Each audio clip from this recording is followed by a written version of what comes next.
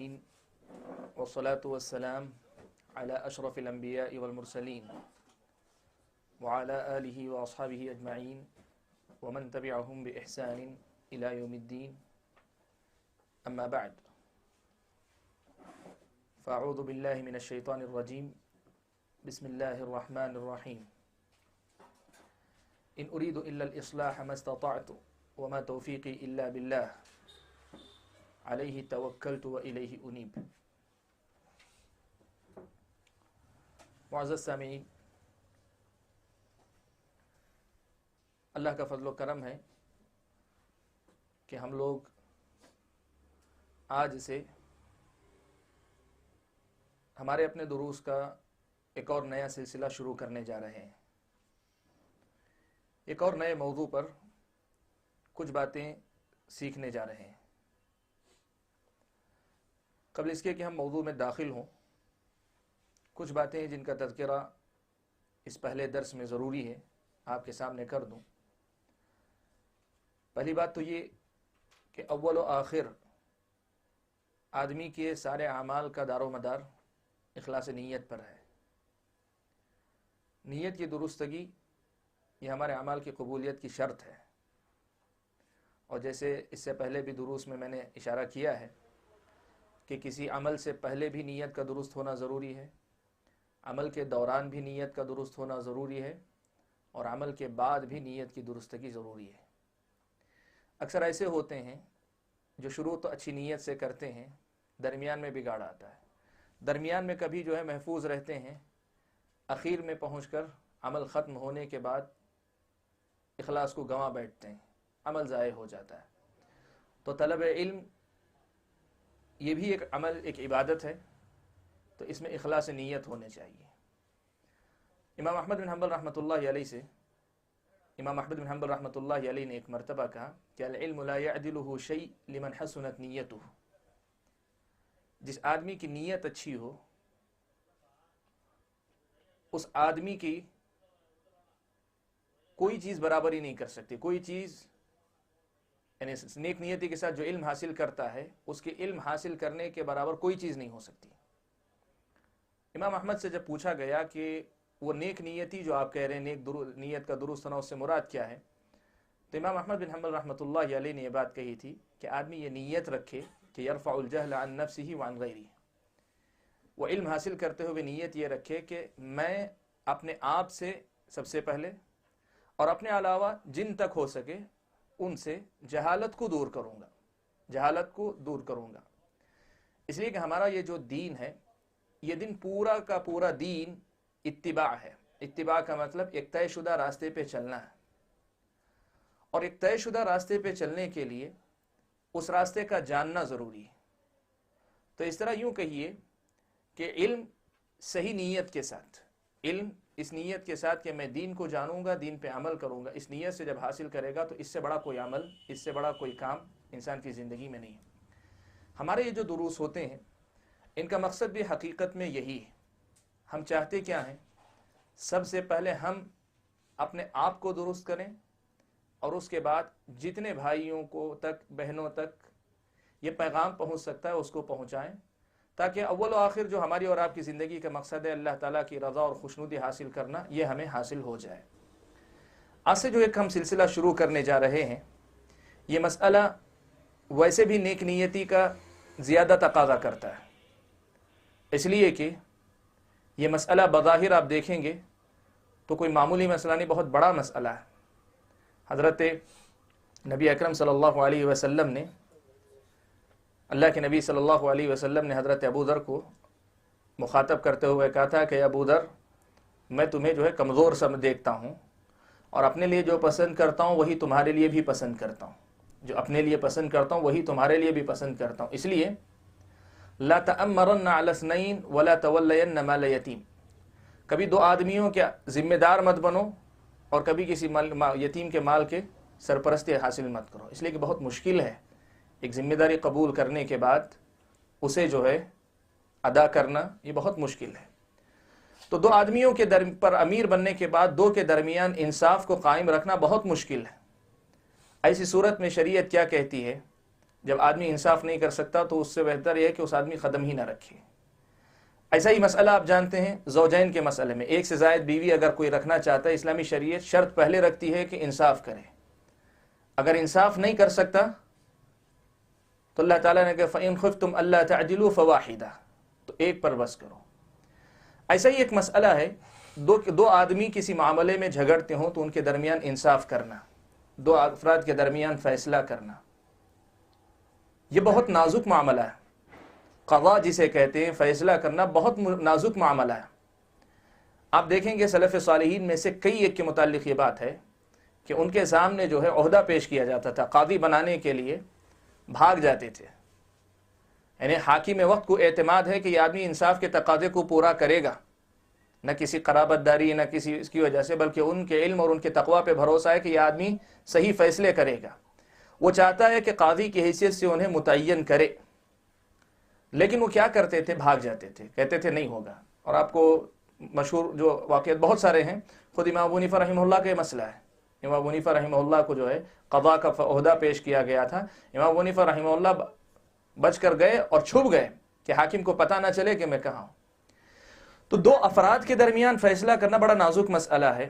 تو آج جو ہم موضوع لے کے چلے ہیں، آج سے جس کا ہم آغاز کرنے جا رہے ہیں، وہ حقیقت میں دو افراد نہیں، دو گروہ ہیں، اور دونوں کی اگر آپ بظاہر دیکھیں گے تو ان میں سے بہت سارے لوگ ایسے ہیں جن کی نیتوں پہ شاید ہم شبہ نہ کریں، نیک نیت بھی ہوں گے، وہ ان کی نیک نیتی پہ آپ شبہ بھی نہیں کر سکیں گے۔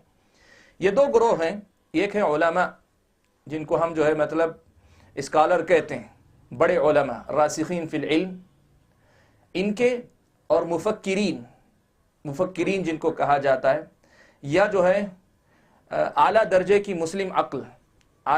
مسلم عقل رکھنے والی شخصیتیں۔ ان دونوں کے درمیان جو ہے ہم ایک طرح سے فیصلہ کرنے کی طرف جا رہے ہیں۔ بات مقصد فیصلہ نہیں ہے، ہم دونوں کے بارے میں یہ جائزہ لینے جا رہے ہیں کہ کون کس درجے میں ہے، کس کی بات کس درجے میں ہے، شریعت کی نظر میں کیا مقام ہے کس کا۔ تو اس حیثیت سے بڑا نازک مسئلہ ہے۔ تو میں سب سے پہلے اپنے آپ کو، پھر آپ تمام بھائیوں کو یہ یاد دہانی کروانا چاہوں گا کہ مقصد یہ نہیں ہے کہ ہم کسی پہ حکم لگا کر اپنے آپ کو ان سے برتر یا بہتر سمجھنے لگیں، یا کسی کے بارے میں جو کسی کی تعریف کر کے یہ سمجھنے لگیں کہ ہم ان کا ایک حصہ بن گئے، ہم بھی جو اس گروپ میں شامل ہو گئے۔ ایسا نہیں۔ ہمارا مقصد کیا ہے؟ اس وقت جو امت مسلمہ کی صورتحال ہے، آپ کو معلوم ہے مسائل امت مسلمہ کے سامنے مختلف قسم کے ہیں، سیاسی بھی ہیں، سماجی بھی ہیں، معاشرتی بھی ہیں، دینی بھی ہیں، کئی ایک ناحیے سے مسائل ہیں۔ سلفی منہج سے جڑے ہوئے جو اخوان ہیں، یا اس کو جاننے والے جو بھائی ہیں، یا جو اس کو سمجھتے ہیں تھوڑا بہت بھی، وہ اس بات سے بخوبی واقف ہیں کہ یہ دعوت ہمیشہ اس بات پہ ترکیز کرتی ہے کہ کتاب اور سنت، یعنی اللہ تعالیٰ کی کتاب اور نبی اکرم صلی اللہ علیہ وسلم کی سنت سے صحیح انداز سے جڑنے میں ہی امت کے سارے مسائل کا حل ہے۔ امت کے سارے مسائل کا حل کتاب اور سنت سے صحیح انداز سے جڑنے ہی میں اس کا حل ہے۔ اور صحیح انداز سے جڑنے کا مطلب کیا ہے؟ جیسے صحابہ کا تعلق تھا قرآن اور سنت سے، جیسے تابعین کا تھا، تبع تابعین، یہ وہ ائمہ جو ان کے نقش قدم پر چلتے ہوئے زندگی گزاریں، اس پر چل کر ہی امت کے سارے مسائل، چاہے وہ سیاسی ہوں، سماجی ہوں، معاشرتی ہوں، عائلی ہوں، کیسے بھی مسائل ہوں، سارے مسائل کا تعلق اسی سے ہے۔ یہ بات آپ سبھی بھائی جانتے ہیں۔ اس وقت میدان کی یہ صورتحال ہے، بالخصوص بر صغیر کی میں بات کرنا چاہوں گا۔ بر صغیر سے مراد جو ہندوستان، پاکستان، بنگلہ دیش وغیرہ کا جو علاقہ، قدیم ہندوستان کا جو علاقہ ہے، خاص طور پہ جو عربی زبان سے جن کا واسطہ کم ہے وہ زیادہ ہیں۔ ویسے عربی دان جو لوگ ہیں ان کے اندر بھی یہ مسائل اپنے ہیں کہ لوگوں کے درمیان یہ تمیز ختم ہوتی جا رہی ہے کہ دین کے معاملے میں گفتگو کرنے کا حق شریعت نے کس کو دیا ہے، اور ہم دین کے مسائل پہ جب بات سنیں گے، قبول کریں گے، یا ان کی بات کو وزندار سمجھیں گے، اہمیت رکھنے والا سمجھیں گے، تو کس کی بات کو سمجھیں گے؟ یہ معیار جسے کہہ سکتے ہیں، جس معیار پہ پرکھنا چاہیے، یہ ختم ہو گیا ہے۔ آج ہمارا مسئلہ ایسا ہے کہ جو جتنے بڑے اسٹیج سے بولے گا وہ اتنا بڑا جو ہے مطلب عالم ہماری نظر میں، چاہے وہ اندر سے کتنا ہی خالی کیوں نہ ہو۔ ہمارا مسئلہ ایسا ہے کہ جو آدمی اپنے جو ایک تنظیم قائم کر کے جتنی زیادہ بڑی تعداد لائے گا، ہم سمجھتے ہیں کہ وہ اتنا بڑا عالم ہے۔ ہمارے پاس یہ ہے کہ جو آدمی جتنا زیادہ لوگوں کو جو ہے اپنے جوابات سے خاموش کروا دے سکتا ہے، منہ توڑ جواب دے کر، ہم سمجھتے ہیں اتنا بڑا عالم ہے۔ یا ایک تعبیر یہ بھی آپ کو بتاؤں، بہت سے لوگوں کے پاس وہ عالم سب سے بڑا ہے جو بہت زیادہ کتابیں لکھتا ہو۔ کتابوں میں کیا لکھتا ہے یہ نہیں، جو زیادہ کتابیں لکھیں وہ بہت بڑا عالم ہے۔ تو ایک ایسا جو ہے جس کو ہم کہتے ہیں خلط مبحث، یعنی ایسا جو ہے مطلب ایسی صورتحال نظر آتی ہے کہ لوگوں کے درمیان کوئی فرق نہیں رہ گیا کہ کون سا باب ہے، کس باب میں کون گفتگو کرے گا، کون گفتگو نہیں کرے گا، کس کی بات کو اہمیت دی جائے گی، کس کی بات کو اہمیت نہیں دی جائے گی۔ ہر آدمی جو ہے جو بھی قرآن کا نام لے لے وہ عالم ہے، جو بھی حدیث کا نام لے لے وہ عالم ہے۔ اور ان سب سے بڑی مصیبت یہ ہے کہ وہ تو بولنے والے اپنی جگہ ہیں، ہر بولنے والے کے پیچھے دوڑنے والوں کی ایک بڑی تعداد ہے۔ تو یہ جو صورتحال ہے، یہ عجیب قسم کا جو انتشار نظر آتا ہے، اس کو سمجھنے کے لیے تاکہ ہم حیران نہ ہوں، ہم اس مسئلے کو اچھی طریقے سے سمجھ کر شریعت کی ہدایات کی روشنی میں ہم اپنا رخ متعین کر سکیں، اپنا راستہ متعین کر سکیں، یہ ہمارا بنیادی مقصد ہے جس کی خاطر ہم نے یہ درس شروع کیا۔ اس درس میں ہم کیا کریں گے؟ اس درس میں کیا ہوگا؟ ہم علم اور علماء کی تعریف یا ان کا تعارف کروائیں گے، فکر اور مفکرین کا تعارف کروائیں گے، شریعت اسلامیہ کے جو مسائل ہوتے ہیں ان میں علماء کا مقام کیا ہے، ایک مفکر کا مقام کیا ہوتا ہے، یہ ہم جو ہے دیکھیں گے۔ اور اس کے بعد یہ بھی ہم دیکھیں گے کہ شریعت اسلامیہ کے جو اصول طے شدہ ہیں ان سے انحراف کرنے کے نتیجے میں کہاں کہاں امت کے اندر گمراہیاں ہیں، اور یہ اصول جب بیان ہوں گے تو جو مقصد ہے اس مقصد تک ہم خود بخود پہنچ جائیں گے کہ میدان میں اس وقت جو نام ہیں، بڑے یا چھوٹے جو بھی نام ہیں، ان میں سے کون کس درجے میں ہے وہ آپ خود متعین کر لیں گے، اس لیے کہ جب اصول طے ہو جاتے ہیں تو اصول پہ آپ جو ہے سب کو لا کے فٹ کر کے دیکھ لیجئے، پتہ چل جائے گا کون اس پہ پورا اترتا ہے، کون اس پہ پورا نہیں اترتا، آپ کو خود پتہ چل جائے گا۔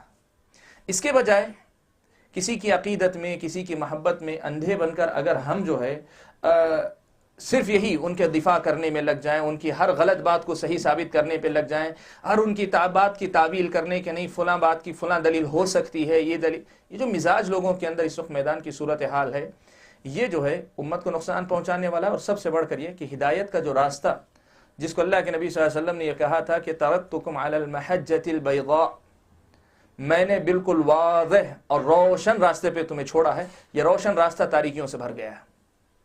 یہ بہت بڑا المیہ ہے اس وقت۔ تو یہ جو کیفیت ہے، اس کیفیت سے اپنے آپ کو نکال کر پھر سے ایک مرتبہ اس صراط مستقیم پہ چلنے کی کوشش ہم کریں گے۔ یہی ہمارے درس کا مقصد ہے، اسی مقصد کی خاطر ہم نے یہ درس شروع کیا ہے۔ اس میں ہوگا کیا، جیسے میں نے کہا کہ علماء اور مفکرین کے درمیان کے فرق کو ہم سمجھیں گے، اور اس کے بعد مفکرین کا درجہ کیا ہے، علماء کا مقام کیا ہے، یہ دونوں کی دونوں سمجھ کر جن سے جو تعلق رکھنا ہے، علماء کو کس حیثیت سے لیا جائے اگر لیا جانا ہے، مفکرین کو کیسے لیا جائے اگر لیا جانا ہے، تو یہ ہم جو ہے جانیں گے، یہی اس کا مقصد ہے۔ تو یہ درس انشاءاللہ توقع ہے انشاءاللہ 6 سے 7 ہفتے ہمارے درس ہوگا، جس میں ہم لوگ انشاءاللہ اس سلسلے کو جاری رکھیں گے۔ آج میں نے جو اس تمہید کے بعد جو موضوع کا پہلا نقطہ مناسب سمجھا آپ کے سامنے رکھنا، وہ ہے سب سے پہلے ہم علم کو جانیں۔ علم کہتے کس کو ہیں؟ اس لیے کہ علم اگر معلوم ہوگا تو اسی سے عالم کی پہچان ہوگی، علم کی پہچان سے علماء کی پہچان ہوتی ہے۔ علم اگر ہمیں معلوم ہوگا علم کہتے کس کو ہیں، اسی سے عالم کی پہچان متعین ہوگی، اور وہیں سے یہ فرق سمجھ میں آئے گا کہ کون علماء میں داخل ہوتا ہے، کون علماء سے باہر ہوتا ہے۔ ہمارے پاس جو ممبر پہ کھڑا ہوا وہ عالم ہے، ہمارے پاس جو کسی اسٹیج پر جیسے میں بیٹھا ہوں، اگر میں بول رہا ہوں تو بہت سے لوگوں کے لیے میں عالم ہوں، اور میری جگہ کوئی اور بھی آ کے یہاں بیٹھ کر بولے، 4 آدمی اس کے سامنے بیٹھ کر سنتے ہیں، وہ بھی عالم ہے۔ ہم دونوں کے بجائے کوئی تیسرا بھی آ کے یہاں بیٹھتے ہیں، وہ بھی عالم ہے۔ تو عوام کے پاس جو ہے ایک عالم کی کوئی پہچان نہیں رہ گئی ہے۔ تو عالم کہتے کس کو ہیں، اس کو ہم جو ہے پہچانیں گے، پھر اس کے بعد مفکر کس کو کہتے ہیں، اس کی طرف ہم بڑھیں گے۔ آج کے درس میں ہم علم کی پہچان، علم کہتے کس کو ہیں، اس کی طرف پر جو ہے گفتگو کریں گے۔ سب سے پہلے ہم لوگ علم کی تعریف ذکر کرتے ہیں۔ علم کی تعریف، علم کہتے کس کو ہیں؟ علم شرعی نہیں کہہ رہا ہوں، علم، کسی بھی چیز کا علم کس کو کہتے ہیں، یہ آپ کے سامنے بتاتا ہوں۔ علماء نے جو اس کی تعریف لکھی ہے علم کی، کئی تعریفات ہیں، اس میں جو زیادہ مشہور اور متداول جو سب عام طور پہ نقل کرتے ہیں علم کی تعریف، وہ یہ ادراک الشیء علی حقیقتہ ادراکا جازما، یہ اس کی تعریف ہے عربی زبان میں۔ مطلب کیا ہے اس کا؟ کسی چیز کی حقیقت کو پورے یقین کے ساتھ ویسے پہچاننا جیسے وہ چیز ہے حقیقت میں، کسی چیز کو اس طرح پہچاننا جیسے حقیقت میں وہ چیز ہے۔ کوئی بھی چیز اس کو آپ ویسے جان لیں پورے یقین کے ساتھ ویسے جان لیں جیسی وہ چیز حقیقت میں ہے، تو کہتے ہیں آپ کو اس کا علم ہے۔ اب اس کی مثال میں آپ کے سامنے دوں۔ فرض کر لیں کہ میں نے آپ سے پوچھا کہ اس گلاس میں کیا ہے، آپ کو اگر معلوم ہے اس کے اندر کیا ہے، اور آپ پورے یقین کے ساتھ کہتے ہیں کہ اس میں پانی ہے یا اس میں کچھ نہیں ہے، اور واقعی آپ کی بات اس کے مطابق ہے جو اس میں ہے، تو اس کا مطلب یہ ہوا کہ آپ کو علم ہے اس چیز میں کیا ہے، اس کا علم ہے، اس چیز کا علم ہے آپ کو۔ اب یہاں اس کے مخالف کچھ اصطلاحات ہیں، ان کو میں سمجھا دیتا ہوں تو اس کی روشنی میں علم سمجھ میں آتا ہے۔ جواب دینے والے کے جواب کئی ہو سکتے ہیں۔ ایک جواب ہو سکتا ہے کہے مجھے معلوم نہیں ہے، مجھے معلوم نہیں ہے، تو اس کو کہتے ہیں جہل، جہالت۔ دوسرا ایک جواب ہے کہے اس میں دودھ ہے، اس میں دودھ ہے، حالانکہ اس میں دودھ نہیں ہے، تو اس کو کہتے ہیں یہ جہالت ہے، اس کو جہل مرکب کہتے ہیں۔ عام جہالت اور جہل مرکب میں کیا فرق ہے؟ عام جہالت میں صرف آدمی لا علمی، آدمی کو معلوم نہیں ہوتا، لیکن جہل مرکب یہ ہوتا ہے کہ جو معلومات اس کی ہیں وہ حقیقت کے برخلاف ہوتی ہیں، اور یہ جہل مرکب جو ہوتا ہے یہ عام جہالت سے اونچے درجے کی جہالت ہے، عام درجے کی جہالت اور لا علمی سے اونچے درجے کی جہالت ہے۔ تو ایک سوال کے جواب میں تین جواب اب تک ہمارے سامنے آئے۔ ایک یہ کہ جو چیز ہے وہی بتا رہا ہے، اس کو ہم علم کہتے ہیں۔ دوسرا یہ کہ لا علمی کا اظہار کہتے ہیں، اس کو ہم جہالت کہتے ہیں۔ تیسرا یہ کہ جو حقیقت ہے اس کے برخلاف کچھ بتاتا ہے، اس کو جہل مرکب کہتے ہیں، اس کو جہل مرکب کہتے ہیں۔ تین جواب ہوئے۔ چوتھا ایک جواب ہو سکتا ہے پانی ہے یا کچھ اور مجھے معلوم نہیں، پانی ہے یا کچھ اور مجھے معلوم نہیں، تو اس کو کہتے ہیں شک۔ آدمی کو شک ہے، جو حقیقت ہے اس کا تذکرہ کر رہا ہے لیکن کوئی اور چیز بھی ہو سکتی ہے، اس کو شک ہے۔ اور باقی دو درجے اور ہوتے ہیں، وہ یہ کہ آدمی یہ کہتا ہے کہ زیادہ گمان میرا یہ ہے کہ اس میں پانی ہے لیکن کوئی اور چیز بھی ہو سکتی ہے۔ یعنی شک میں کیا کرتا ہے؟ جو درستگی حقیقت سے قریب زیادہ رجحان رکھتا ہے، اس کو ظن کہتے ہیں عربی زبان میں، ظن غالب، ظن گمان۔ اور اس کے برخلاف کبھی کیا کرتا ہے؟ پانی ہو سکتا ہے لیکن زیادہ گمان میرا یہ ہے کہ اس میں پانی نہیں ہوگا، تو حقیقت سے زیادہ دور ہے، اس کو وہم کہتے ہیں۔ یہ الگ الگ اصطلاحات ہیں، یہ الگ الگ اصطلاحات ہیں، ان کا سمجھنا بہت ضروری ہے، اس لیے کہ حقائق شرعیہ، شریعت کی جو حقائق ہیں جن کا تذکرہ ہم ابھی آگے سننے جا رہے ہیں، ان کے بارے میں گفتگو کرنے والے کی جو بات ہے وہ اگر حقیقت سے پوری موافقت کرے گی تو ہم کہیں گے اسے علم ہے شریعت کا۔ اگر وہ کہتا ہے مجھے نہیں معلوم تو کہیں گے یہ شریعت سے لا علم ہے، جہالت ہے اس کے پاس۔ اگر وہ کسی شریعت کی حقیقت جو حقیقت ہے اس کے برخلاف کوئی اور معنی دیتا ہے اسے، تو ہم کہیں گے یہ جاہل نہیں بلکہ جہل مرکب ہے اس کے پاس۔ اور اگر کوئی آدمی کہتا ہے کہ اس کا یہ مفہوم بھی ہو سکتا ہے، کوئی اور بھی ہو سکتا ہے، مجھے معلوم نہیں ہے، دونوں 50-50 کی بات کرتا ہے، ہم کہیں گے یہ شک کے درجے میں ہے، یہ علم والا نہیں ہے۔ اگر کوئی حقیقت سے قریب علم کہتا ہے مجھے ظن غالب لگتا ہے کہ یہی ہونا چاہیے لیکن میں کنفرم نہیں ہوں پوری طریقے سے، تو ہم کہیں گے کہ اسے علم ہے لیکن یہ علم ابھی علم کے درجے کو نہیں پہنچا، یہ ظن غالب کے درجے میں ہے۔ اور اگر کوئی یہ کہتا ہے کہ شاید وہ معنی مراد ہو، جو حقیقی معنی ہے شاید وہ معنی مراد ہو لیکن مجھے لگتا ہے کہ وہ معنی مراد نہیں، کوئی اور معنی ہے، تو اس کا مطلب یہ ہوا کہ یہ وہم و گمان کی بنیاد، وہم پر اس کا دار و مدار ہے، اس کے پاس علم نہیں۔ تو علم کس کو کہتے ہیں؟ اس کو جو ہے سمجھنے کے لیے ساتھ کی یہ اصطلاحات، ایک ہے جہل لا علمی، دوسرا ہے جہل مرکب الٹا حقیقت کے برخلاف دعویٰ کرنا، تیسری چیز ہے ظن، یا تیسری چیز ہے شک 50%، جو حقیقت ہے وہ بھی ہو سکتی، کوئی اور چیز بھی ہو سکتی ہے، اس کو شک کہتے ہیں۔ پانچویں چیز ہے ظن، جس میں حقیقت سے قریب بات کرتا ہے لیکن پوری طرح اس کے اوپر مطمئن نہیں ہوتا، اس کو ظن کہتے ہیں۔ اور چھٹی چیز جو ہے وہ ہے وہم۔ وہم یہ ہے کہ حقیقت کا احتمال ذرا سا باقی رکھتا ہے لیکن اس کا رجحان یعنی زیادہ توجہ اس حقیقت کے خلاف اس کی ہوتی ہے، تو اس کو وہم کہتے ہیں۔ یہ علم کی عام تعریف ہے۔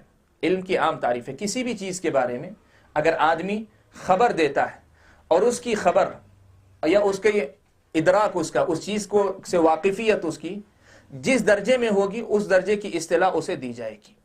اس ساری گفتگو کا خلاصہ کیا ہوا؟ مختصراً اگر میں کہنا چاہوں تو علم کہتے ہیں کس کو ہے؟ کسی بھی چیز کے بارے میں اگر معلومات حقیقت کے مطابق اسے حاصل ہوتی ہیں تو ہم اسے علم کہتے ہیں۔ مثال کے طور پہ اللہ تبارک و تعالیٰ سے متعلق معلومات، اللہ تعالیٰ کی جو حقیقت ہے اس کے مطابق اس کے پاس علم ہے، علم اس کے مطابق ہے تو ہم کہتے ہیں اس کے پاس علم ہے۔ مسائل ہیں نماز کے مسائل جیسے شریعت میں آئے ہیں ویسا ہی علم رکھتا ہے تو ہم کہتے ہیں اس کے پاس علم ہے۔ لیکن اگر اس سے ہٹ کر ان جو بقیہ درجات ہیں ان میں سے کسی بھی درجے میں آدمی جاتا ہے تو ہم کہتے ہیں اس کے پاس علم نہیں ہے۔ تو یہ علم کی تعریف ہے، علم کی تعریف ہے، اور اس تعریف کا فائدہ ہم کو انشاءاللہ بعد میں چل کر ہوگا جب ہم مفکرین کی بات کریں گے۔ فکر اور علم میں جو فرق نظر آئے گا وہاں ہم کو سمجھ میں آئے گا۔ آپ یہاں جو یاد رکھنے کی چیز ہے اس مرحلے میں وہ صرف علم کی تعریف ہے کہ علم کہتے ہیں کسی بھی چیز سے حقیقت کے مطابق واقفیت اگر آدمی کو حاصل ہو جائے تو ہم کہتے ہیں، اور پورے یقین کے ساتھ تو ہم کہتے ہیں کہ اسے جو ہے علم حاصل ہے، علم حاصل ہے۔ یہ کسی بھی چیز کے بارے میں علم کی عام تعریف ہے۔ شریعت اسلامیہ میں علم جس کو کہتے ہیں علم شرعی، علم شرعی کس چیز کا نام؟ علم شرعی کس چیز کا نام ہے؟ اہل علم میں سے کئی ایک نے علم شرعی کے مختلف تعریفات نقل کی ہیں جو الفاظ میں مختلف ہیں، حقیقت میں ایک ہیں، اور ایسا ہوتا ہے تعریف جب کرتے ہیں، تعارف جب کرواتے ہیں، الفاظ بدلتے ہیں، حقیقت ایک ہوتی ہے۔ بعض اہل علم نے نقل کیا کہ علم شرعی کی تعریف علم ما انزل اللہ من الہدی والبینات، علم ما انزل اللہ من الہدی والبینات۔ علم شرعی کا مطلب یہ کہ اللہ تبارک و تعالیٰ نے ہدایت جو اتاری ہے اور ہدایت کے جو دلائل اتارے ہیں، ہدایت کے جو دلائل اتارے ہیں ان کا علم، اور علم اسی معنی میں کہ حقیقت کے مطابق ان کو جاننا، ان کی حقیقت کے مطابق ان کو جاننا، یہ جو ہے علم شرعی ہے۔ اللہ تعالیٰ نے جو چیزیں اتاری ہیں ان کو جاننا، ہدایت اور اس کے دلائل۔ اللہ تعالیٰ نے دونوں چیزیں اتاری ہیں، ایک تو ہدایت ہے جیسے توحید ہے، ہدایت ہے، توحید کے دلائل اللہ نے بھیجے، رسالت ہے، ہدایت ہے، اس پر ایمان لانا جو ہے ضروری ہے، اور اس کے دلائل اللہ تعالیٰ نے دی۔ تو جو بھی اللہ تبارک و تعالیٰ نے آسمان سے ہدایت اتاری ہے اس کو جاننا، اور اس کے دلائل جو واضح دلائل ہیں ان کو جو ہے جاننا۔ کیسے جاننا؟ ویسے جاننا جیسے اللہ تبارک و تعالیٰ نے اتاری ہیں، اس کا نام علم ہے، اس کو جو ہے علم کہتے ہیں۔ دوسرے علماء نے جو ہے اب ہدایت میں کیا کیا چیزیں داخل ہیں، ہدایت اللہ تعالیٰ نے اتاری ہے اور ہدایت کے دلائل اللہ تعالیٰ نے اتارے ہیں، تو کیا کیا چیزیں داخل ہیں؟ تو بعض دوسرے اہل علم نے اس کی تعریف کی کہ علم جب کہتے ہیں تو اللہ کی معرفت آدمی کو حاصل ہو، یعنی اللہ کی پہچان، اللہ کی سے واقفیت حاصل ہو آدمی کو، نبی اکرم صلی اللہ علیہ وسلم کی معرفت حاصل ہو، یعنی پہچانتا ہو اللہ کے نبی صلی اللہ علیہ وسلم کو، دین اسلام کو پہچانتا ہو، اللہ کی نبی کی اسلام کی معرفت، یہ جو ہے علم ہے، اس کو جاننے کا نام علم ہے۔ علم شرعی جسے کہتے ہیں، علم شرعی اسی چیز کا نام۔ اس کا مطلب یہ ہوا کہ اگر کوئی آدمی ہوائی جہاز کیسے بنایا جانتا ہے، اگر نہیں جانتا تو یہ جہالت ہے، لیکن یہ جہالت ایسی نہیں جس پر آدمی کی مذمت ہو، برائی ہو، اس لیے کہ یہ علم شرعی کے دائرے میں نہیں ہے۔ اگر آدمی نہیں جانتا، مثال کے طور پہ کوئی آدمی ایسا ہے جو مثال کے طور پہ کار چلانا نہیں جانتے، ایک علم ہے، ڈرائیونگ جو ہے ایک علم ہے، سیکھنا جو ہے، اب اگر وہ چلانا نہیں جانتا ہے تو اس کو بھی جو ہے آپ مذمت نہیں کریں گے اس لیے کہ علم جسے کہتے ہیں حقیقت میں یہ اللہ تعالیٰ نے آسمان سے ہدایت اور جو بینات اتاری ان کو جاننا، اور ہدایت اور بینات کا موضوع کیا ہے، یہ ہدایت اور بینات کس سے متعلق ہیں؟ اللہ کی معرفت، نبی اکرم صلی اللہ علیہ وسلم کی معرفت اور دین اسلام کی معرفت، ان سے متعلق معرفت کا نام اصل میں علم ہے۔ میں یہاں آپ کے سامنے جو ہے کچھ پہلو جو ہے واضح کرنا چاہوں گا رک کر۔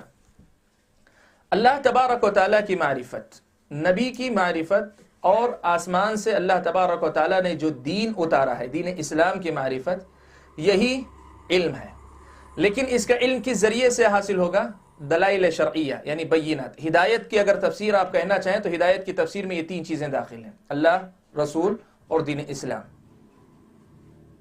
اور دین اسلام میں آپ کو معلوم ہے اس میں بندوں کے حقوق، ہمارے اپنے واجبات، ہماری عبادات، ہمارے معاملات کے اصول وغیرہ یہ سب داخل ہیں۔ اب ان تین چیزوں کا جو علم ہے، اللہ کی معرفت، نبی کی معرفت اور دین اسلام کی معرفت، ان کے تین درجے ہیں۔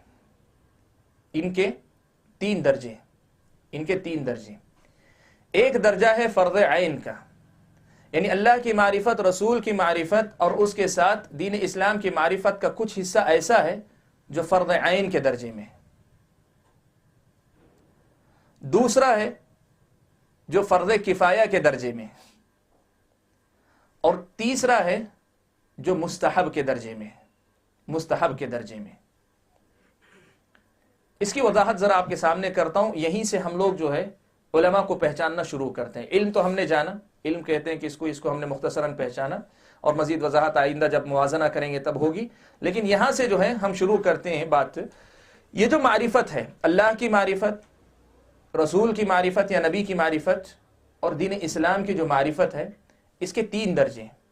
سب سے پہلا درجہ وہ بنیادی معلومات اللہ کے بارے میں اور رسول کے بارے میں اور اسلام کے بارے میں جس کے بغیر کوئی بھی مسلمان نہیں ہو سکتا،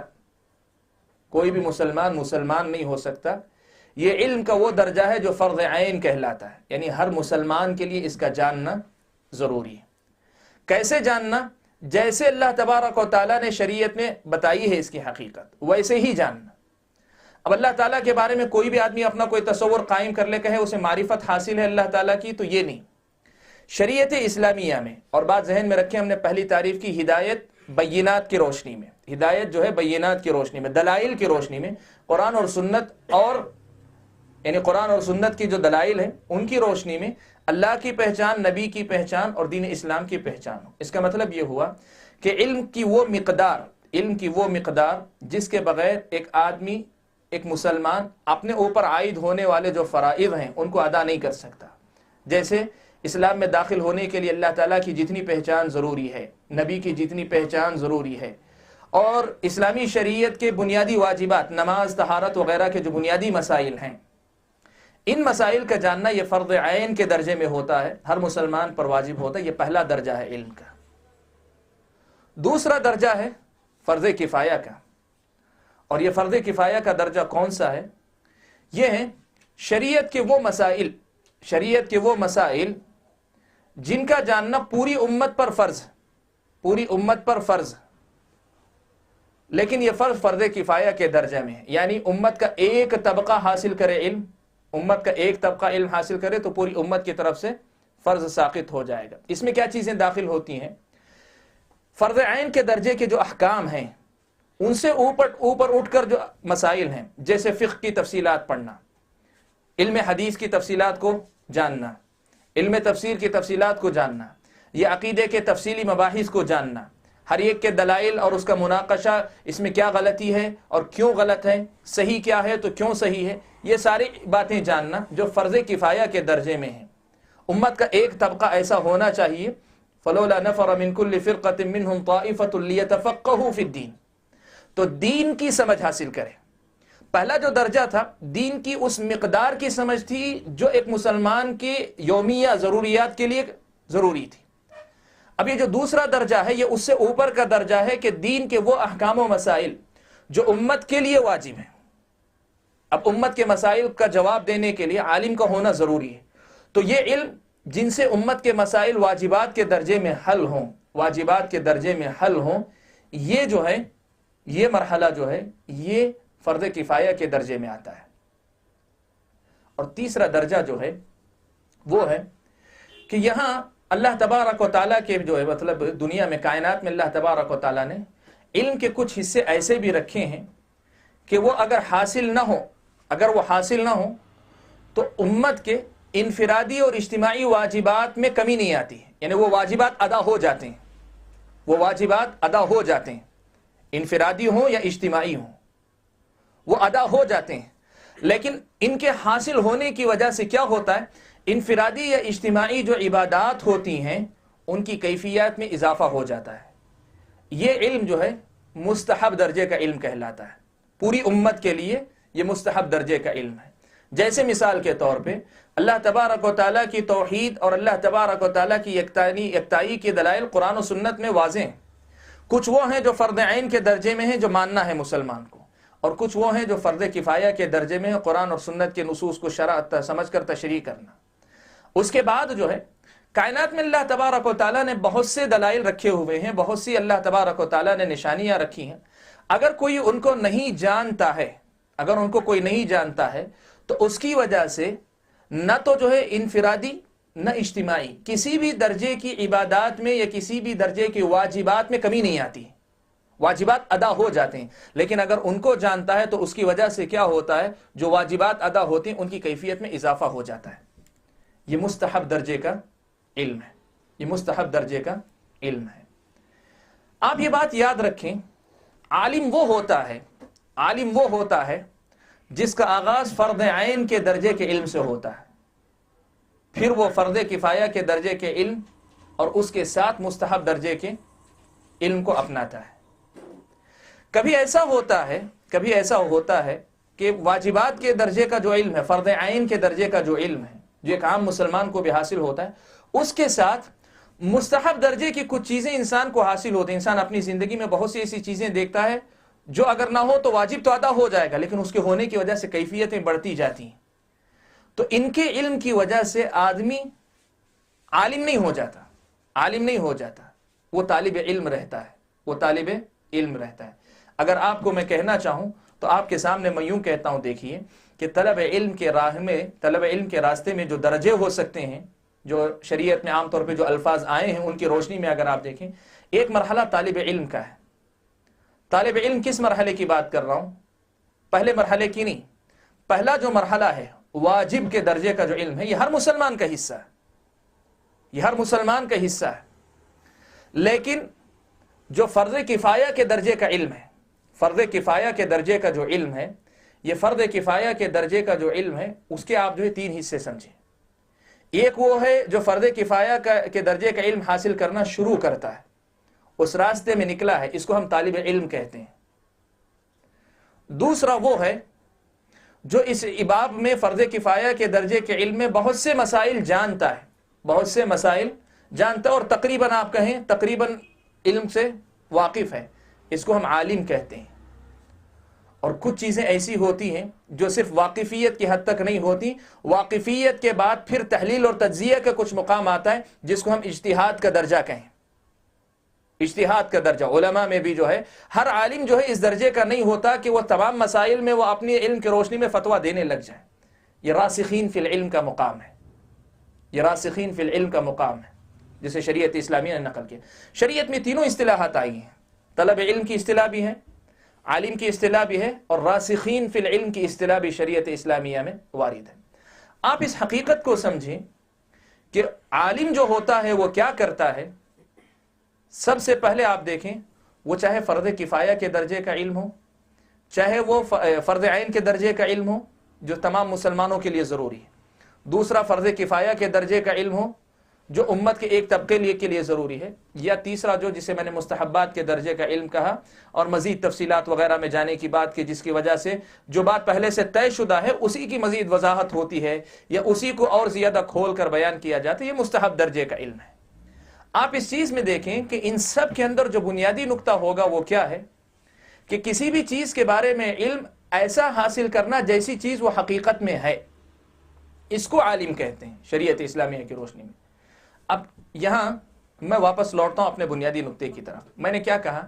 میں نے گفتگو شروع کی علم سے، تو علم کا تعارف میں نے آپ کے سامنے کروایا کہ کسی بھی چیز کو اس طرح جاننا کہ وہ ہماری واقفیت یا ہمارا جاننا حقیقت کے مطابق ہو، پورے یقین کے ساتھ، تو اس کو ہم علم کہتے ہیں۔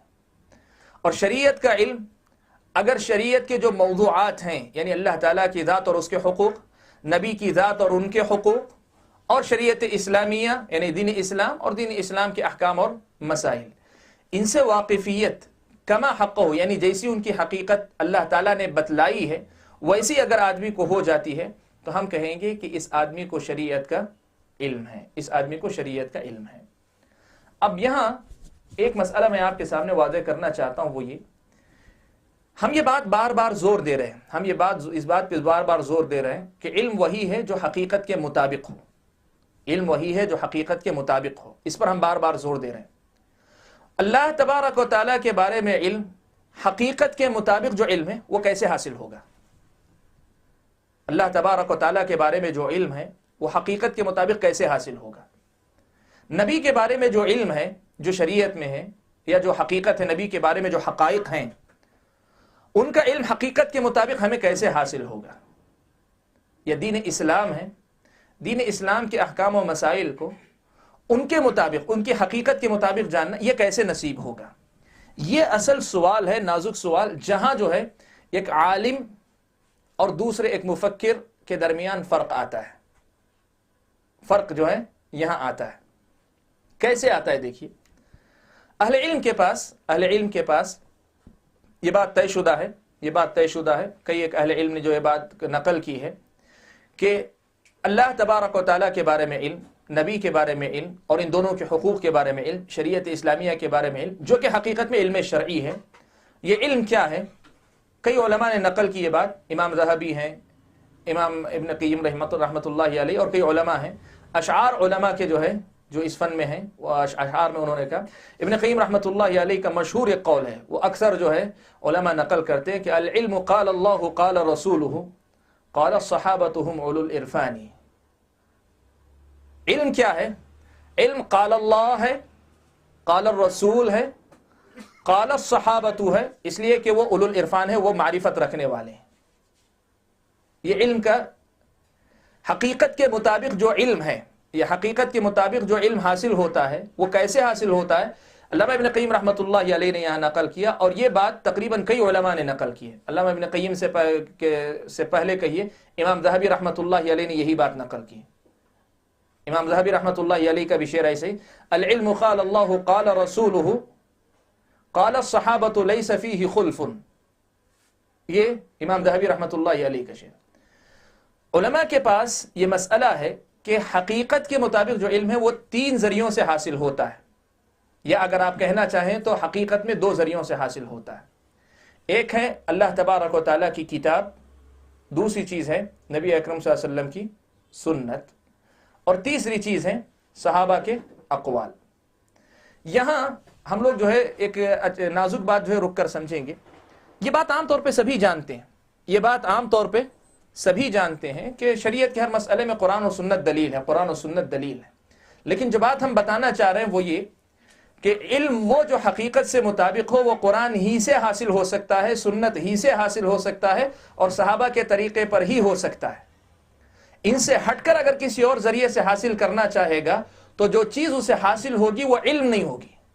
جو نقطہ اصل میں سمجھنے کا ہے، جو بات ہم بتانا چاہ رہے ہیں اصل میں وہ یہ کہ اللہ کے بارے میں علم اگر آدمی حاصل کرنا چاہتا ہے، نبی اور نبی کے حقوق کے بارے میں علم اگر آدمی حاصل کرنا چاہ رہا ہے، یا اسلام کے بارے میں آدمی علم حاصل کرنا چاہ رہا ہے، تو وہ انہی ذرائع سے حاصل ہو سکتا ہے کہ قرآن یا نبی کی حدیث یا پھر صحابہ کے اقوال۔ کیوں ایسا؟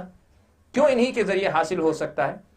تو اس کی میں وضاحت آپ کے سامنے کرتا ہوں۔ وہ یہ کہ دیکھیں، اللہ تبارک و تعالیٰ کے بارے میں سب سے زیادہ تو خود اللہ تبارک و تعالیٰ ہی جانتے ہیں۔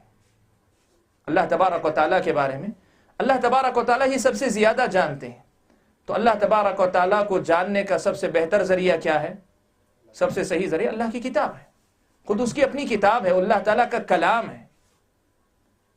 یہ اللہ تعالیٰ کی معرفت اور اس کے حقوق، اللہ کے حقوق کیا ہیں، ان کو جاننے کا بھی ذریعہ کیا ہے؟ کون سب سے بہتر بتا سکتا ہے کہ اللہ کے کیا حق بنتے ہیں؟ خود اللہ تعالیٰ بتا سکتے ہیں۔ تو اللہ تبارک و تعالیٰ کا کون ہے اور اللہ تبارک و تعالیٰ کے حقوق کیا ہے؟ اللہ کی پہچان اور اللہ کے حقوق کی پہچان، جو کہ ہدایت ہے۔ جیسے میں نے کہا ہدایت 3 چیزوں کا نام ہے، اللہ کی معرفت اور اس کے حقوق، نبی کی معرفت اور اس کے حقوق، دین اسلام کو جاننا۔ تو اللہ تبارک و تعالیٰ کون ہے، اس کے حقوق کیا ہیں، اس کے بارے میں سب سے بہتر کون بتا سکتے ہیں؟ اللہ تبارک و تعالیٰ ہی بتا سکتے ہیں. حقیقت کے مطابق جو علم ملے گا وہ قرآن ہی سے ملے گا. ایک دوسرے درجے میں ہدایت کا جو دوسرا حصہ ہے وہ ہے نبی اکرم صلی اللہ علیہ وسلم کی سنت. دوسری جو چیز ہے نبی اکرم صلی اللہ علیہ وسلم کی معرفت، اللہ کے نبی صلی اللہ علیہ وسلم کی معرفت، جو علم کا دوسرا حصہ. اللہ کے نبی صلی اللہ علیہ وسلم کے بارے میں سب سے زیادہ بہتر کون بتا سکتے ہیں، اور اللہ کے نبی صلی اللہ علیہ وسلم کے حقوق کے بارے میں سب سے بہتر کون بتا سکتے ہیں؟ خود اللہ تبارک و تعالیٰ. اور اللہ تبارک و تعالیٰ کیسے بتائیں گے؟ اللہ تبارک و تعالیٰ کی کتاب کے ذریعے، قرآن کے ذریعے. تو نبی کون ہے، نبی کیسے ہوتے ہیں، اور نبی کے حقوق کیا ہوتے ہیں، یہ جاننے کا بھی سب سے بہتر ذریعہ خود قرآن مجید ہے. خود قرآن مجید ہے. تیسرے درجے میں اسلام ہے. اسلام کیا ہے؟ کچھ چیزیں ہیں جن کے کرنے کا حکم ہمیں دیا گیا ہے، کچھ چیزیں ہیں جن سے بچنے کا ہمیں حکم دیا گیا. اگر مختصر کہنا چاہیں، احکام کی اگر ہم بات کریں، احکام کی اگر بات کریں تو ہمیں کیا کرنا ہے کیا نہیں کرنا ہے، یہ کون بتائیں گے؟ اللہ تبارک و تعالیٰ ہی بتائیں گے. اور اللہ تبارک و تعالیٰ اگر بتائیں گے تو اللہ تبارک و تعالیٰ کہاں سے بتائیں گے؟ ہمارے پاس قرآن اللہ تبارک و تعالیٰ کی. تو معلوم یہ ہوا کہ علم کے حاصل کرنے کا جو علم شرعی ہم نے سمجھا ہے، اس کا سب سے پہلا، سب سے بہتر اور سب سے اعلیٰ جو ذریعہ ہے وہ اللہ تبارک و تعالیٰ کی کتاب ہے. اللہ تبارک و تعالیٰ کی کتاب ہے. تو علم جو حاصل ہو قرآن سے، یہ علم ہے. اور جو معلومات اللہ کے بارے میں، نبی کے بارے میں، اسلام کے بارے میں قرآن سے حاصل ہوں گی، یہ حقیقت اور واقعے سے مطابقت رکھیں گی. اس کی ضمانت ہے، اس کی ضمانت ہے. یہ پہلا ذریعہ قرآن مجید. دوسری چیز، علم کو حاصل کرنے کا دوسرا ذریعہ، یعنی ہم کیسے اللہ تبارک و تعالیٰ کو پہچانیں گے، اس کے حقوق کو پہچانیں گے. نبی کو کیسے پہچانیں گے، نبی کے حقوق کو کیسے پہچانیں گے، اسلام کو کیسے پہچانیں گے. اگر یہ سوال آتا ہے تو اللہ تبارک و تعالیٰ کے بعد سب سے بہتر کون جانتے ہیں اللہ کے بارے میں، خود نبی کے بارے میں اور اسلام کے بارے میں؟ وہ اللہ کے نبی صلی اللہ علیہ وسلم ہے. وہ اللہ کے نبی صلی اللہ علیہ وسلم. اس لیے شریعت کا کوئی بھی مسئلہ ہو، اللہ کی معرفت اس کے حقوق کی بات، نبی کی معرفت ان کے حقوق کی بات، یا شریعت اسلامیہ کے احکام و مسائل اور اس کے جو باتیں ہیں، اخبار وغیرہ، ان سب کے بارے میں قرآن کے بعد سب سے بہتر ذریعہ کون سا ہے؟ وہ نبی اکرم صلی اللہ علیہ وسلم کی سنت ہے، اللہ کے نبی صلی اللہ علیہ وسلم کی احادیث ہیں. یہ دوسرا ذریعہ ہے کہ ان سے اگر ہم علم حاصل کریں گے، ان کے ذریعے جو باتیں ہمیں معلوم ہوگی، جو واقفیت، جو جانکاری حاصل ہوگی، وہ علم ہوگی، یعنی حقیقت سے مطابقت رکھنے والی باتیں ہوں گی. جو باتیں قرآن کے ذریعے آتی ہیں، جو باتیں نبی اکرم صلی اللہ علیہ وسلم کی طرف سے آتی ہیں، وہ باتیں حقیقت میں جو ہے حقیقت سے مطابقت رکھنے والی ہوں گی. یہ دو ذریعے. ان دو کے بعد، قرآن اور نبی کی سنت کے بعد، دین کو جاننے، یعنی اللہ تبارک و تعالیٰ کی معرفت اور اس کے حقوق، نبی کی معرفت اور اس کے حقوق، دین اسلام کی معرفت، ان کو جاننے کا سب سے بہتر ذریعہ کون سا ہے؟ ان دو کے بعد، قرآن اور سنت کے بعد کون سا ہے؟ وہ نبی اکرم صلی اللہ علیہ وسلم کے صحابہ ہیں. نبی اکرم صلی اللہ علیہ وسلم کے صحابہ ہیں، جو ہے سب سے زیادہ جو ہے صحیح ذریعہ ہیں علم حاصل کرنے کا. یعنی ان کے ذریعے جو بات آئے گی اللہ کی معرفت یا اس کے حقوق سے متعلق، نبی کی معرفت یا اس کے حقوق سے متعلق، وہ زیادہ اتھینٹک ہوگی، زیادہ صحیح ہوگی. میں یہاں رک کر آپ کے سامنے اس نقطے پہ ذرا باریکی سے گفتگو کرنا چاہتا ہوں کہ قرآن اور سنت تقریباً لوگ جو ہے نام لیتے ہیں، لیکن یہ جو بات ہے کہ قرآن اور سنت کے بعد صحابہ کا جو مقام ہے، صحابہ کا مقام، علم حاصل کرنے کے لیے قرآن و سنت کے بعد صحابہ کے اقوال اور ان کی جو تفسیرات، تشریحات وغیرہ، ان کی طرف رجوع کرنا ضروری ہے، اور ان کے ذریعے ہی علم حاصل ہوگا. علم جس کے بارے میں ہم نے کہا حقیقت سے مطابقت رکھنے والی بات، علم جو حاصل ہوگا انہی کے ذریعے ہوگا. اس کے دلائل شریعت اسلامیہ میں بہت ہیں، کئی ایک دلائل ہیں، 5 سے 6 دلیلیں میں انشاءاللہ آپ کے سامنے نقل کروں گا. آج نہیں، انشاءاللہ وہ اگلے درس کے اندر نقل کروں گا کہ علم وہی ہے جو اللہ نے کہا قرآن میں، یا نبی نے کہا سنت میں، یا صحابہ نے کہا اپنی تفسیرات اور تشریحات کی روشنی میں. اس کی وضاحت میں آپ کے سامنے کروں گا. لیکن آگے بڑھنے سے پہلے، ان تفسیرات کی طرف آگے بڑھنے سے پہلے، میں آپ کے سامنے اس حقیقت کو پھر سے واضح کرنا چاہتا ہوں کہ آج کے درس میں ہم نے جو بنیادی نقطہ اٹھایا ہے، اس نقطے کو آپ دماغ میں بٹھائیں، اس لیے کہ یہاں ایک مسئلہ جو آ رہا ہے، مفکرین کا جو مسئلہ، میں جب اس مفکر کے مسئلے کو چھیڑوں گا تو اس بات کا جو ہے آپ کے ذہن میں ہونا بہت ضروری ہے کہ علم کس کو کہتے ہیں۔ علم کہتے ہیں کسی چیز کو اس کی حقیقت کے مطابق جاننا۔ میں اگر کوئی تصور قائم کر لیتا ہوں تو یہ علم نہیں ہے۔ علم حقیقت کے مطابق اس چیز کو جاننا، یہ علم ہے۔ اسی لیے امام شافعی رحمۃ اللہ علیہ کا بڑا پیارا جملہ امام شافعی رحمۃ اللہ علیہ کا جو ہے نقل کیا گیا، کئی اہل علم نے نقل کیا ہے۔ ابن قدامہ رحمۃ اللہ علیہ نے لمعۃ الاعتقاد وغیرہ میں، دوسرے علماء نے بھی کئی ایک مقامات میں امام شافعی کا یہ جملہ نقل کیا ہے کہ امام شافعی کہا کرتے تھے، خاص طور پہ اسماء و صفات کے باب میں، لیکن یہ جملہ ہے پوری شریعت کے بارے میں، اس لیے کہ علم کیا ہے یہاں سمجھ میں آتا ہے۔ دیکھیں امام شافعی کہتے تھے آمنت باللہ وبما جاء عن اللہ علی مراد اللہ وآمنت برسول اللہ وبما جاء عن رسول اللہ علی مراد رسول اللہ۔ امام شافعی کے اس جملے کی وضاحت دیکھیں، کہتے تھے کہ میں اللہ پر ایمان لاتا ہوں اور جو باتیں اللہ تعالیٰ کی طرف سے آئی ہیں، چاہے وہ خبر ہو یا امر ہو، یعنی کوئی کسی بات کے بارے میں بتایا جا رہا ہے یا کسی کو حکم کے کرنے کا، تو میں اس پر ایمان لاتا ہوں۔ کیسے؟ علی مراد اللہ، ویسے ہی اسی معنی میں جس معنی میں اللہ تعالیٰ نے اسے اتارا ہے، اللہ کی مراد کے مطابق ایمان لاتا ہوں۔ اس لیے کہ ایمان علم پر مبنی ہوتا ہے، اور علم وہی ہے جو حقیقت سے مطابقت رکھتا ہو۔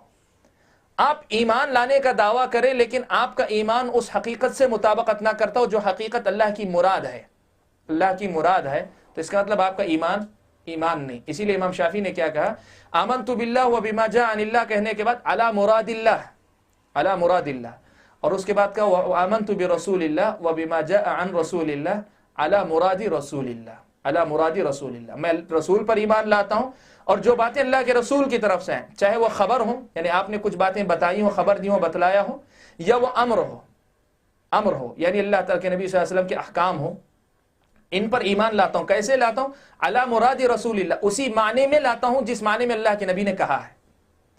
اس لیے کہ دین صرف اس کا نہیں ہے کہ بات نبی کی لے لیں، تفسیر آپ اپنی لے لیں۔ دین نام ہے کہ بات لیں اور بات اسی مفہوم میں لیں، اسی معنی میں لیں جس معنی میں اللہ نے بتایا، جس معنی میں اللہ کے رسول صلی اللہ علیہ وسلم نے بتایا، اور اسی کو علم کہتے ہیں اور اسی کو عالم کہتے ہیں۔ عالم اسی کو کہتے ہیں، اور یہی ہمارا نقطہ ہے آج کے درس کا، عالم اسی کو کہتے ہیں جو کسی بھی چیز کے بارے میں اس کی حقیقت کے مطابق جانکاری رکھتا ہو اور اس کی حقیقت کے مطابق لوگوں کے سامنے گفتگو کرتا ہو۔ ورنہ شریعت کے کسی مسئلے کو لے کر گفتگو کرنے والے ہر آدمی کو عالم نہیں کہتے۔ جو مسئلے کو اس کی حقیقت کے مطابق جانتا ہو، اس کی حقیقت کے مطابق ہی بیان کرتا ہو، وہی عالم ہوتا ہے۔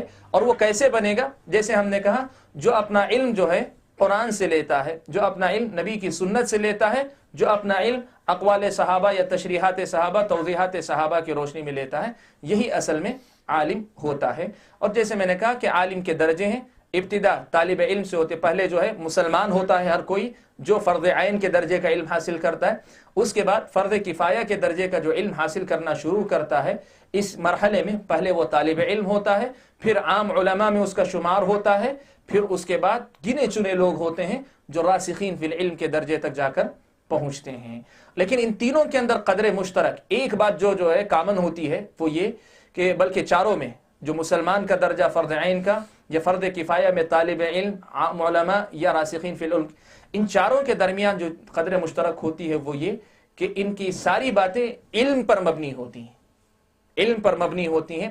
غم جسے کہتے ہیں وہ، یا جو ہے وہم یا شک یا پھر جہل یا جہل مرکب، ان سب چیزوں سے پاک ہوتی ہیں۔ اگر ان میں سے کوئی چیز اگر داخل ہو جاتی ہے تب پھر وہ علم نہیں ہے، اور ایسا آدمی عالم نہیں ہے، علماء میں اس کا شمار نہیں ہے، نہ تو طلبہ علم کے مرحلے میں شامل ہے، نہ عام علماء کے درجے میں ہے، نہ راسخین فی العلم کے درجے میں ہے۔ یہ آج کے درس کی حقیقت تھی۔ مقصد آج ہم نے کوشش یہ کی کہ علماء کن کو کہتے ہیں، اس کو ہم نے سمجھا ہے۔ اگلے ہفتے ہم لوگ انشاءاللہ جو اس بحث کا سب سے ایک اہم نقطہ ہے کہ علم وہ ہے جو قرآن میں آیا، جو سنت میں آیا، جو صحابہ کے اقوال میں آیا، اس مسئلے کو ہم جو ہے ذرا تفصیل سے واضح کرتے ہیں۔ پھر اس کے بعد فکر کی تعریف کی طرف چلتے ہیں۔ اس کے بعد موازنہ آئے گا کہ علماء اور مفکر کا فرق کیا ہے، انشاءاللہ۔ اللہ تعالیٰ سے میری دعا ہے کہ اللہ تبارک و تعالیٰ مجھ کو اور آپ سب بھائیوں کو اور جو بہنیں سن رہی ہیں ان کو اللہ تبارک و تعالیٰ علم کی پہچان اور علماء کی صحیح پہچان اللہ تبارک و تعالیٰ عطا فرمائے۔ اللہ تبارک و تعالیٰ فکر اور مفکرین کا جو درجہ شریعت اسلامیہ نے متعین کیا ہے اس کو جاننے کی ہم سب کو توفیق عطا فرمائے، اور جو باتیں ہم جانتے ہیں سنتے ہیں اللہ تعالیٰ ان کی روشنی میں اپنی دنیا اور آخرت دونوں سنوارنے کی فکر ہم سب کو عطا فرمائے۔ آمین۔ وآخر دعوانا الحمد للہ رب العالمین۔